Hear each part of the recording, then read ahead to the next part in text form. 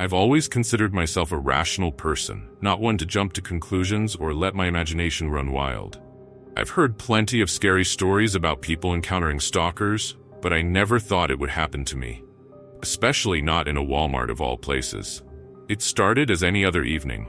I needed a few things, some toiletries, snacks, and a new notebook for work. I like shopping late at night because the store is quieter, almost empty, and the fluorescent lights give everything an oddly sterile glow. It's peaceful, or so I thought. As I pushed my cart down the hygiene aisle, I noticed him. A man, maybe in his late 40s, dressed in a faded hoodie and scuffed jeans. His posture was slouched, and his face was partially obscured by the hood. At first, I didn't think much of it. Walmart is full of people from all walks of life. But there was something unsettling about him. He wasn't browsing. He wasn't looking at products or picking up items. He was just standing there at the end of the aisle, staring straight ahead. At me. I brushed it off, convincing myself I was overreacting. Maybe he was just zoning out, lost in thought. I turned my attention back to the shelves, scanning for the toothpaste I liked. When I glanced up again, he was gone. Relief washed over me. I was being ridiculous. But as I moved to the next aisle, I saw him again. This time at the far corner, pretending to examine a pack of razors. My pulse quickened. Coincidence, I told myself. A big store like this, it's normal to cross paths with the same person.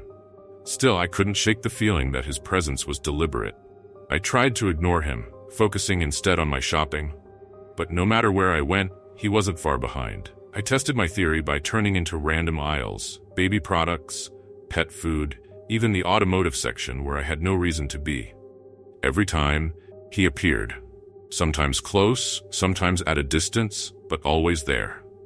My heart began to race, and my palms grew clammy as paranoia seeped in. I thought about confronting him, but dismissed the idea.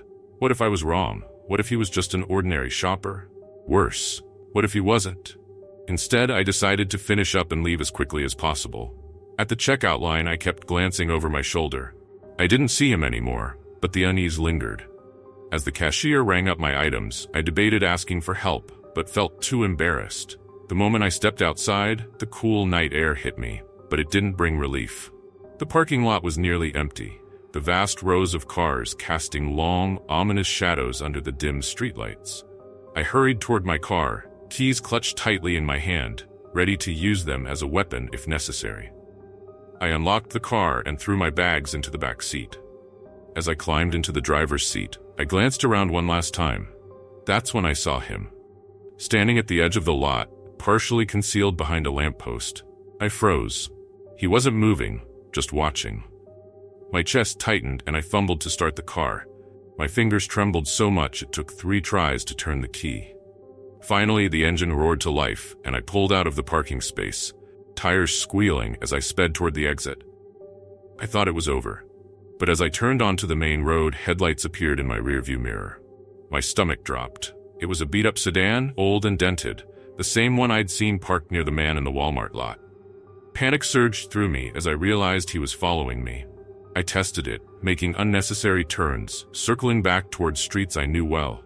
Each time, the car stayed behind me. I didn't want to go home, afraid of leading him there. Instead, I drove to a well-lit gas station and parked near the entrance, hoping the public setting would deter him. The sedan slowed as it passed, then disappeared down the road. I waited for what felt like an eternity, heart pounding, eyes scanning the dark for any sign of him. When I finally felt safe enough to leave, I took the longest, most convoluted route back to my apartment, doubling back and driving down unfamiliar streets to ensure I wasn't being followed. For days after, I couldn't shake the feeling of being watched. Every sound outside my window made me jump. Every shadow felt like him lurking. And then, a week later, I found a folded piece of paper wedged under my windshield wiper. The note was short, written in jagged handwriting that looked rushed. "You're fun to watch." My blood ran cold. I moved shortly after that. I couldn't stay in the same apartment, couldn't shop at the same Walmart. Even now, in a new city with new surroundings, the fear hasn't left me. Every time I see someone standing idly in a store or notice a car lingering too long behind mine, my mind spirals back to that night. The worst part? I'll never know who he was or why he chose me. Was it random? Was I just in the wrong place at the wrong time? Or was it something more sinister? Sometimes the not knowing is scarier than the truth. You'd think moving away would be the end of it, a clean break from the fear. But it wasn't. Something like that stains your sense of safety in ways you don't fully understand until you're living it. Even mundane tasks became nerve-wracking challenges. Walking into a grocery store felt like stepping into a trap. Every time someone brushed past me or lingered too close, I flinched, my mind replaying that night in Walmart. I started analyzing everything: footsteps behind me, glances from strangers, even the cars parked too close to mine. I avoided shopping alone at night. I avoided crowded places too, just in case. It was exhausting, living in a constant state of high alert. It had been about 6 months since I moved. Slowly, I began convincing myself that it was over. He wasn't following me anymore. That night was just an isolated incident, right? I told myself this over and over. Then, one evening, I made the mistake of running errands late again. It was supposed to be a quick trip, just in and out for some laundry detergent. Nothing could happen in 10 minutes, right? I was walking back to my car when I saw it, a beat-up sedan parked 3 spaces away. My heart stopped. It wasn't identical to the one from before, but it was close enough to make my stomach churn. I quickened my pace, eyes darting around the lot. I didn't see anyone, but the oppressive weight of being watched pressed down on me. Sliding into my car, I locked the doors immediately and sat there for a moment, gripping the steering wheel so tightly my knuckles turned white. I told myself to calm down. Then, in the rearview mirror, I saw movement. A man emerged from between 2 parked cars, his hood pulled low over his face. He wasn't running, but his stride was purposeful, deliberate. He was coming straight for me. Every instinct screamed at me to drive, but I froze. My brain couldn't process what was happening fast enough. He was just a few steps away when I finally snapped out of it and threw the car into reverse, slamming on the gas. The tires screeched as I backed out of the spot, nearly colliding with a shopping cart someone had left behind. I didn't care. I sped out of the parking lot, not even bothering to check if he had a car of his own. My chest felt like it was going to explode as I weaved through traffic, constantly glancing in my mirrors. I didn't see anyone following me, but the panic refused to subside. That was the moment I knew I couldn't keep living like this. The fear was eating away at me, consuming every part of my life. I started therapy soon after, hoping to regain some sense of control. My therapist told me the fear I felt was my body's way of protecting itself. That made sense, but it didn't make it easier.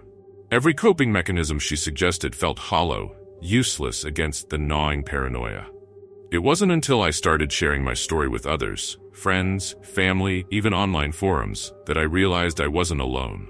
Countless people had their own tales of stalkers, encounters with the unexplainable, moments that changed them forever. There's a strange comfort in that, knowing I'm not the only one who carries this invisible scar. To this day, I don't know who he was. A random creep? Someone who thought I looked vulnerable? Or worse, someone I'd unknowingly crossed paths with before? I've tried to let it go, but there are nights when the memories resurface, vivid and raw. I'll wake up in a cold sweat, convinced I heard footsteps outside my window or saw the glint of headlights in the driveway. Sometimes I wonder if he remembers me. If I ever cross his mind the way he still crosses mine. The truth is, I'll never know. And maybe that's the scariest part. Some monsters don't wear masks or hide in shadows. They walk among us, ordinary and unremarkable, until they decide to strike. I've learned to live with the fear, but I'll never trust the quiet of a late-night shopping trip again.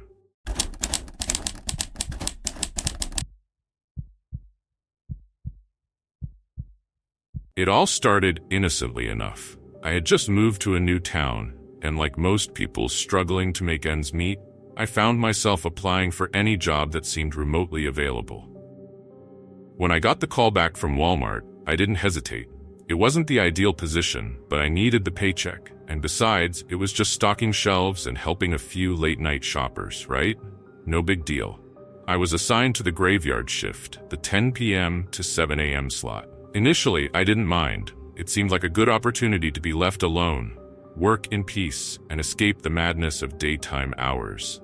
Little did I know, The peaceful quiet of the night would soon become the backdrop to an unspeakable horror I couldn't escape.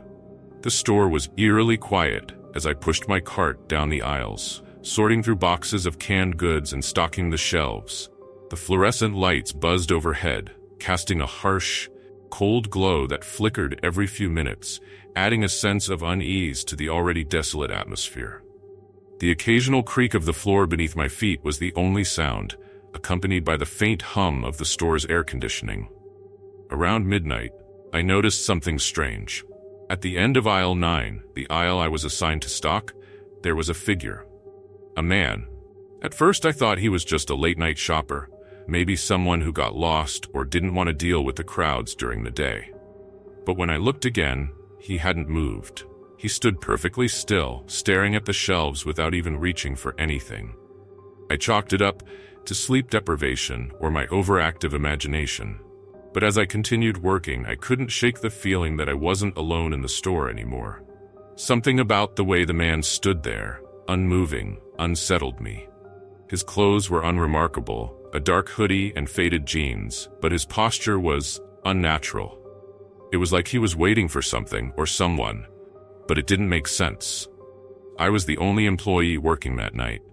I continued my work, trying to ignore the creeping feeling that my every movement was being watched. But the feeling lingered, gnawing at me like a constant itch I couldn't scratch. Over the following nights, the store became a different place. The hours bled into one another, with the loneliness of the late shift starting to affect my mind. My coworkers, the few who worked alongside me, came and went like clockwork, but it was the strange occurrences that started to wear me down. The first few incidents were minor. Items out of place, strange noises in the back room, things missing from the stock that I could have sworn I'd just placed there. But then it started to escalate. One evening, I was alone in the break room, trying to eat a quick dinner before the next wave of customers arrived. The clock on the wall read 3:30 a.m. The store was completely empty, as it usually was during the graveyard shift. Or at least, that's what I thought. A sound, almost like a faint whisper, drifted through the air. At first, I thought it was the wind, or maybe someone had left a radio on in the back. But the sound persisted, faint but unmistakable. It was a voice, not just any voice though. It was my name. Alex. My heart froze, my stomach churning. There was no one else in the store. I felt the chill of the air conditioning run down my spine, and suddenly the space felt smaller, darker, as if the walls were closing in on me. I tried to shake it off, but the sound of my name lingered in my mind. From that moment, things only got worse. I started seeing glimpses of figures out of the corner of my eye, shadows in the aisles, movement in the storage areas. But every time I turned to face them, they were gone. The longer I worked the shift, the more the store began to feel like a maze, a labyrinth of dim aisles and flickering lights that never seemed to end. I tried to speak to my manager about it, but they brushed me off with a half-hearted laugh, calling it just the stress of working late. But I knew, deep down, that it was more than that. There was something in that store, something that was watching me, waiting for me to notice. It wasn't just the strange noises or the flickering lights that started to get to me. The real terror began when I started noticing things being moved around the store. Every morning, after a shift, I would return to find things out of place. Cans of food that weren't on the shelves before, boxes scattered across the floor, and more disturbingly, a single footprint leading to the back room, where no one else had gone. One night, while walking through the store to check on the stock, I noticed a mirror hanging on the wall that hadn't been there the night before. It was a simple mirror, but its placement seemed deliberate. In the reflection, I could see the entire store, the aisles stretching into infinity. But then something caught my eye. A figure, barely visible in the distance. I froze, my breath catching in my throat. The figure was standing there, unmoving, just like the man I'd seen at the end of aisle 9 weeks ago. The worst part? I knew that there was no one else in the store. I turned to look over my shoulder, but when I glanced back into the mirror, the figure was gone. That night, I heard footsteps. Heavy, deliberate steps, echoing down the aisles. I rushed to check, but again, no one was there. Just the same empty aisles, the same flickering lights. But the sound, The unmistakable sound of someone walking behind me wouldn't stop. The nights stretched on, each one more disturbing than the last. I began to lose track of time. I couldn't remember when the shadows first appeared, or when the whispering voices began calling my name. But they were there, every night, tormenting me, waiting for me to crack. I couldn't sleep during the day. When I tried to, I felt like the walls of my apartment were closing in on me, as if I wasn't alone even there. The memories of the store, the figure in the aisles, the voice calling my name consumed me. I started to question whether I was losing my mind or if something more sinister was at play. On my last night working the graveyard shift, something finally broke. I was walking through aisle 9, near the back of the store, when I felt it, cold, icy fingers tracing along my spine. I turned quickly, heart pounding in my chest, but the aisle was empty. It was then that I saw it. A dark figure standing at the far end of the aisle, its face obscured by shadows. But this time, I didn't turn away. I took a step forward. The figure didn't move. I took another step, and then I heard it. A voice, low and guttural, murmuring just behind me. "You shouldn't have come back." I turned, but there was no one there. The store had become my prison. I never returned to that Walmart after that night. I couldn't. The terror had consumed me. What was once a simple job had turned into a nightmare, an endless cycle of fear and dread. I left town soon after, but the memories stayed with me.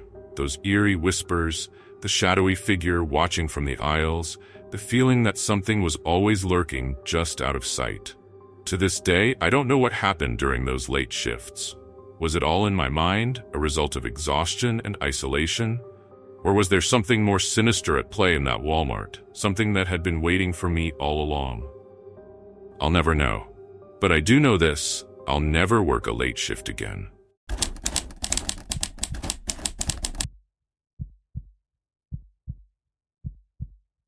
I never planned on being in the Walmart parking lot that night.